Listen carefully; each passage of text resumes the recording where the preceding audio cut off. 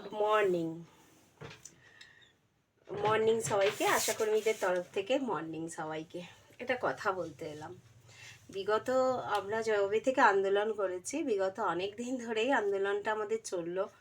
তো আমরা যথারীতি কাজে জয়েন করেছি, কিন্তু কিছু কিছু জায়গায় দেখছি বিভিন্ন পোস্টের মানুষরা, কেউ বিধায়ক, কেউ মন্ত্রী, কেউ সঞ্চালক, যাই হোক বিভিন্ন পোস্টের মানুষরা আশাদের নিয়ে এখনো পর্যন্ত বলে যাচ্ছে। আমি ভেবে পাচ্ছি না, লড়াইটা তো আমাদের সরকারের বিরুদ্ধে, আর সরকারটাকে পার্টিকুলার একটা দলের ভাবা হচ্ছে কেন? হ্যাঁ, পার্টিকুলার একটা দল থেকে সরকার এসছে, কিন্তু সরকার হওয়ার পর সেটা কিন্তু কোনো পার্টিকুলার দল নেই, সেটা কিন্তু সর্বসাধারণের হয়ে গেছে। তার আমরা যখন কোনো আন্দোলন করছি সর্বসাধারণের হয়ে বলছি, পার্টিকুলার কোনো দলকে বলছি না। আমাদের আন্দোলনটা সর্বসাধারণের আন্দোলন, কোনো দলের আন্দোলন নয়। এক আর দ্বিতীয় হচ্ছে, অনেকেই বলছে দেখছি যে এত কম যখন মাইনে, ছেড়ে দিক না আশারা ছেড়ে দিক। তা আমি তাদের উদ্দেশ্যে বলছি, আমি বলতাম না, কিন্তু যেভাবে ভিডিও স্প্রেড করছে আমার মনে হলো এই উত্তরটা দেওয়া উচিত। যে আমরা কত টাকা পেতাম? আমরা যখন ফার্স্ট জয়েন করলাম আমরা 800 টাকা পেতাম। 800 টাকা আমরা পেতাম মাইনে। আমাদের মাইনে ছিল কত? 800 টাকা। আমরা 800 টাকায় জয়েন করেছি। তো 800 টাকা থেকে আজকে 2026-এ দাঁড়িয়ে আমরা আন্দোলন করেছি। তো 800 টাকা থেকে আমরা এখানে এসছি, তোমাদের কি মনে হয় ছেড়ে দেওয়ার জন্য?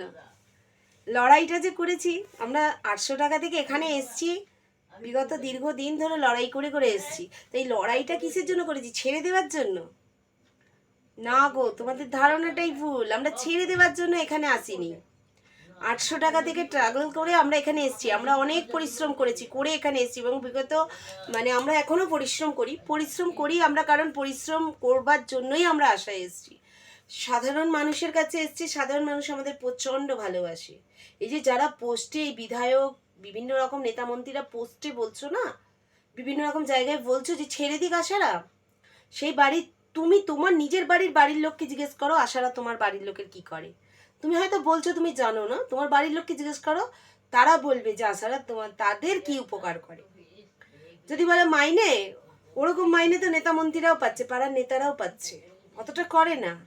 আশা যেটা করে ওটা করে না। রাত্রি 2টোর সময় না, তোমার যদি কিছু কষ্ট হয় না, সেটা আশারাই ব্যবস্থা করে দেয়, বুঝেছো?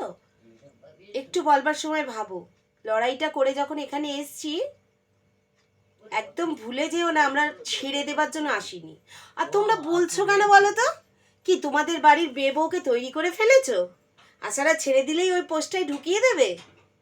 আমি মনে হচ্ছে তাই ভাবছি, যে তোমরা মনে হয় তৈরি করে ফেলেছো, তোমাদের বাড়ির মেয়ে বড় হয়েছে, বউ শিক্ষিত, ভাবছো আশারা ছাড়লে, আর তো কোনো পোস্টে এখন রিক্রুটমেন্ট হচ্ছে না, তাহলে আশারা ছেড়ে দিলে একটু কিছু বেশি পয়সা এদিক ওদিক করে পোস্টে ঢুকিয়ে দেবো। কিন্তু ধারণাটা তো ভুল, কারণ আশারা তো কারোর হাত ধরে আসেনি, প্রত্যেকে তাদের ট্যালেন্টে কাজ নিয়েছে, এবং তারা 800 টাকা মাইনে জেনেই কাজ নিয়েছে, তারা সমাজসেবা করবার জন্য কাজ নিয়েছে। হ্যাঁ, যদি বলো যদি সমাজসেবা করবার জন্য কাজ নিয়ে থাকি, তাহলে এখন লড়াই করছি কেন? কারণ যখন আমরা কাজ নিয়েছিলাম তখন চাপটা কম ছিল, এখন যেহেতু চাপটাও বেড়েছে, আর্থিক প্রবলেমটা এখন দেখা দিচ্ছে, শারীরিক সমস্যাগুলোও দেখা দিচ্ছে, যার জন্য আশারা নেবেছে। কিন্তু যদি কেউ ভেবে থাকো আশারা ছেড়ে দেবে, ছাড়বার জন্য আশারা এতটা লড়াই করছে না, ঠিক আছে? তাদের উদ্দেশ্যে বলছে, যারাই এসে বলছো আশারা তো ছেড়ে দিতে পারে, যদি তাদের না পোষায় তারা ছেড়ে দিতে পারে, আশারা ছাড়বার জন্য এতটা লড়াই করে আসেনি। ওকে, এটা বলবার জন্য অনেক দিন ভাবছিলাম, তাই বললাম। আর বিভিন্ন রকম রোস্টেড ভিডিও করছে আশাদের নিয়ে, আসলে আশাদের কি কাজ সেটাই জানে না, কিন্তু রোস্টটা করে নিচ্ছে।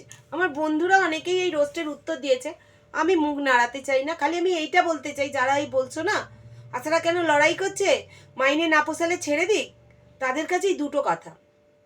800 টাকা থেকে এখানে এসছি ছেড়ে দেবার জন্য নয়। আর দ্বিতীয় কথা হচ্ছে, তোমরা কি তোমার বাড়ির লোককে তৈরি করে ফেলেছো, এদিক ওদিক টাকা পয়সা দিয়ে ঢুকিয়ে দেবে আশাদের পোস্টে? কমেন্ট করে যেও, যারা এই যে নেগেটিভ কমেন্ট করছো, তারা আমি ফুললাম বলছি, আমার পোস্টে কমেন্ট করে যেও, তারা কি তাদের বাড়ির লোককে তৈরি করেছো, এদিক ওদিক পয়সা ঢেলে আশার পোস্টটায় ঢুকিয়ে দেবে? তাহলে আমাকে বলে যেও। কিন্তু সারবার জন্য আশারা আন্দোলন করেনি। বাই।